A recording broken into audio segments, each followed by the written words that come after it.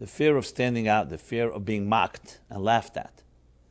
As a matter of fact, the beginning of Shulchan Aruch, the entire code of Jewish law, begins, Al yevish mipnei hamaligim, don't be embarrassed by those that will mock you.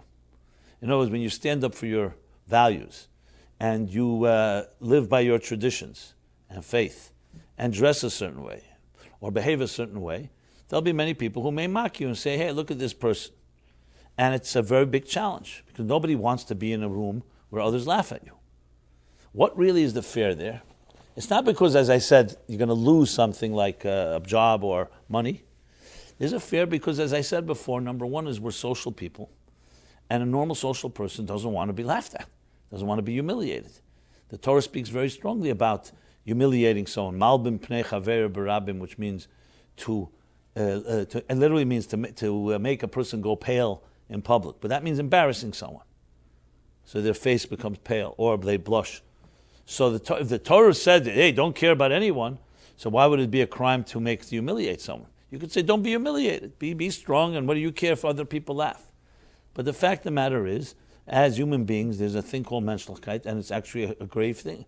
The Talmud actually even equates humiliating someone to killing them. The expression is that the blood rushes from their face because they go pale, and that's a form of death.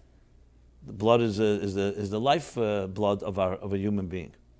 So it's like in a way killing them. It's not killing them, murder in the literal sense, obviously, but in an emotional, psychological sense, humiliation, as we all know, is a very painful thing. So what exactly are we concerned? I'm not talking, of course, it's a crime for someone to do it to us, but why does it bother us? When, as I said, we're not losing anything. As I said, the main reason, one of the main reasons, I'll just give a few, is number one is because we're social creatures. At the end of the day, we do interact with each other, and humiliation is a form of deep hurt. So it may not be a physical hurt, but it's an emotional, psychological rejection by your own people or by people that are of the human race is not something that we take easily. And that's fine. There's nothing wrong with that. That's the way we were created. We were not created to be oblivious. Another factor involved is because it's like a reputation thing. It's an identity. It's your dignity. Somebody dismisses you or silences you or laughs and mocks and humiliates you. They're basically treading on your dignity. And it's like you deserve a certain amount of respect, and here people are showing disrespect. So besides, we're not even getting to about your ego being hurt or not. It's just a normal thing for a sensitive person to not be oblivious to their dignity being trampled on or in some way abused.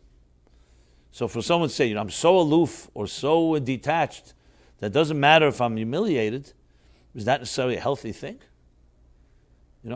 No, because a sensitive person, someone who's so immune to it, you wonder what's the matter with them. Nothing can hurt them. They can't be humiliated. So there's a legitimacy to being concerned about what others think.